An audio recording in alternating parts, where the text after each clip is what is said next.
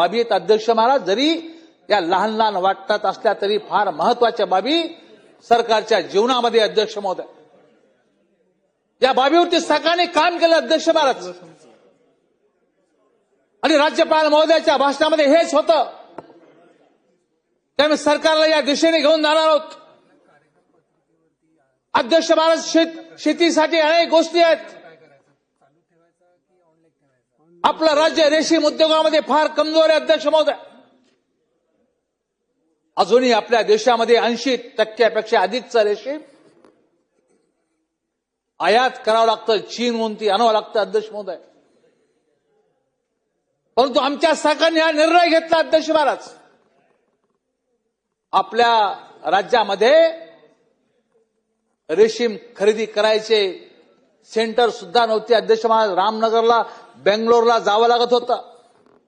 मला तुम्हाला सांगितलं पाहिजे अध्यक्ष महोदय, मी ज्या जालन्यामध्ये बाजार समितीचा चेअरमन, पहिलं खरेदी केंद्र आम्ही जालन्यात सुरू केलं.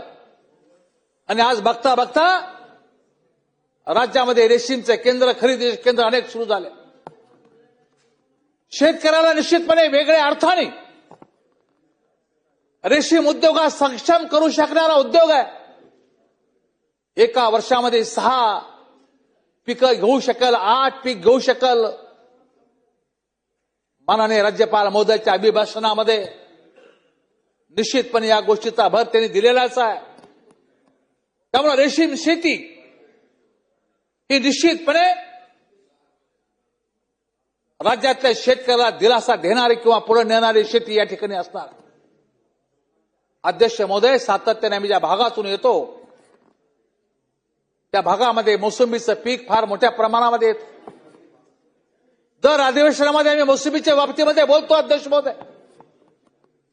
त्या राज्यामध्ये एवढी विद्यापीठं आहेत, कृषी विद्यापीठं. काय करतात अध्यक्ष महाराज कृषी विद्यापीठं?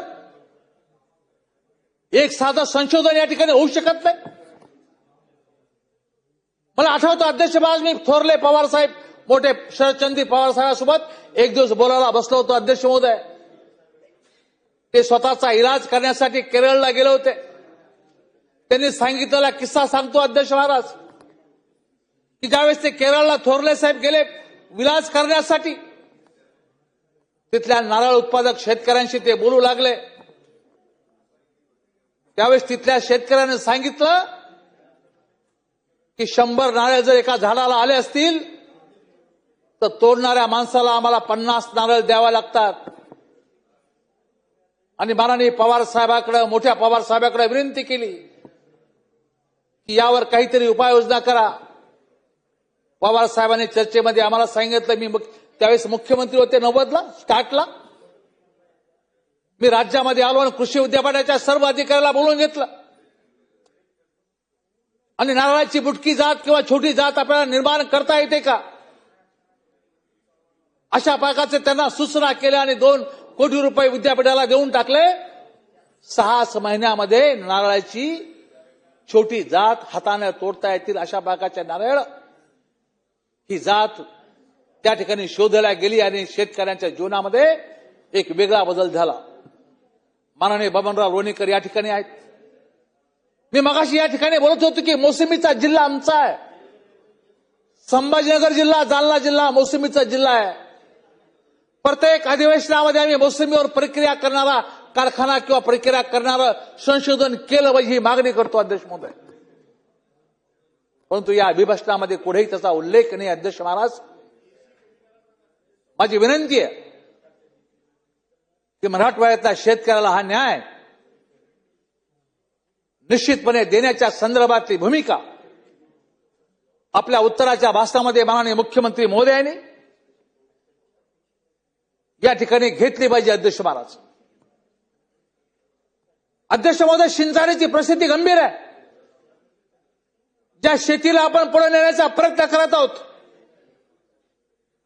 अध्यक्ष महोदय, मराठवाड्यामध्ये 15% फार झालं सिंचन आहे अध्यक्ष महाराज. काय झालं अध्यक्ष महाराज नारपारचं, काय झालं दमणगंगाचं, काय झालं अध्यक्ष महोदय पूर्वीच्या खोऱ्यातून पाणी येण्याचं काय झालं. हे माननीय मुख्यमंत्री कोणी अपेक्षा व्यक्त करील की मराठवाड्यातला शेतकरी तुम्हाला वाचवायचा असेल तर तुम्हाला पहिले सिंचनाची व्यवस्था करावी लागेल. नारपार दमणगंगा समुद्रामध्ये वाहून जाणारं पाणी जर मराठवाड्यातल्या शेतकऱ्याला आपण देऊ शकलो ते आपल्या उत्तराच्या भाषणामध्ये हा उल्लेख जर आला अध्यक्ष महोदय तर निश्चितपणे मराठवाड्यातल्या शेतकऱ्याला या माध्यमातून न्याय केल्यासारखं या ठिकाणी होईल. अध्यक्ष महोदय, मी राज्यपालाच्या अभिभाषणात हा उल्लेख नाही अध्यक्ष महोदय, परंतु माननीय मुख्यमंत्र्यांच्या भाषणामध्ये हा उल्लेख यावा विनंती आपल्या माध्यमातून माननीय मुख्यमंत्र्याला करणार आहे. आम्ही शेतकऱ्यांची हितासाठी भांडतो अध्यक्ष महोदय. हमी भाव एमएसपी राज्यामध्ये मी सरकारचा आभारी व्यक्त करतो की अनेक ठिकाणी आपण हे केंद्र उघडलेत, परंतु पुन्हा एकदा अधिकची वाढ यामध्ये करणं अत्यंत गरजेचे. अध्यक्ष महाराज, मला आपल्याला सांगितलं पाहिजे अध्यक्ष महोदय की राज्याचा सर्वांगीण विकास हा निश्चितपणे राज्यपालांच्या भाषणातून या ठिकाणी आम्हाला दिसून येतो. आधुनिक तंत्रज्ञानाच्या माध्यमातून हे सर्व साध्य करता येईल. शक्य जरी असलं तरी निश्चितपणे अध्यक्ष महोदय आता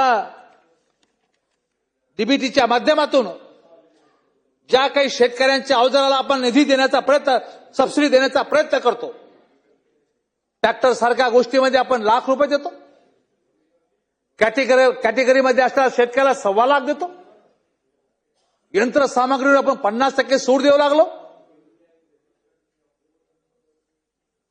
या ठिकाणी आपण सिंचनासाठी जे काही स्प्रिंकलर असेल किंवा ठिबक असेल 75 ते 80% आपण सबसिडी त्यामध्ये देऊ लागलो. हे निश्चितपणे शेतकऱ्याला बळ देणारं, शेतकऱ्याला ताकद देणारं निश्चितपणे या ठिकाणी आहे अध्यक्ष महाराज.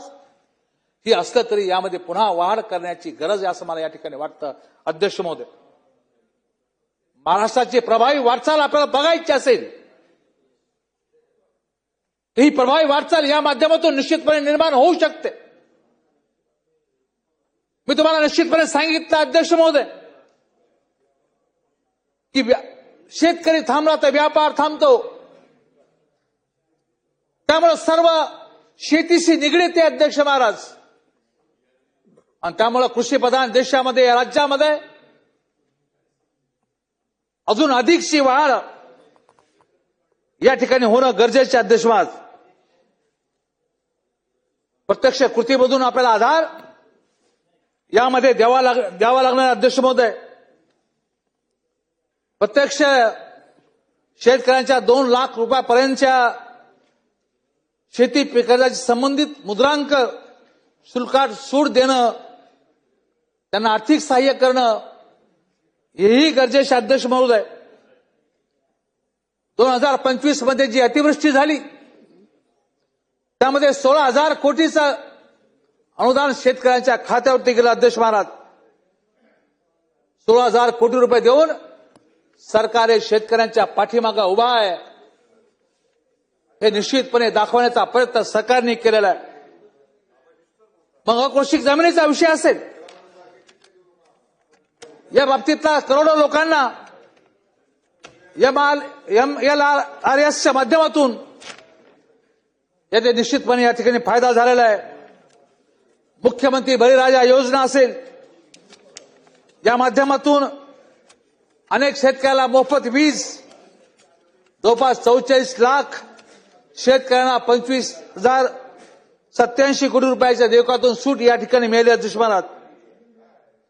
मला आपल्याला सांगितलं पाहिजे अध्यक्ष महोदय, उमेदच्या माध्यमातून, लखपती दिदीला माध्यमातून महिला सक्षमीकरणाच्या संदर्भातली भूमिका माननीय राज्यपाल महोदयांनी स्पष्ट केलेली आहे. हरित महाराष्ट्राच्या माध्यमातून 10 कोटी वृक्ष लागवडीचं उद्दिष्ट व पर्यावरण ही या ठिकाणी अधोरेखित केले अध्यक्ष महोदय. मागच्या अधिवेशनात एक विषय मांडला होता अध्यक्ष महाराज.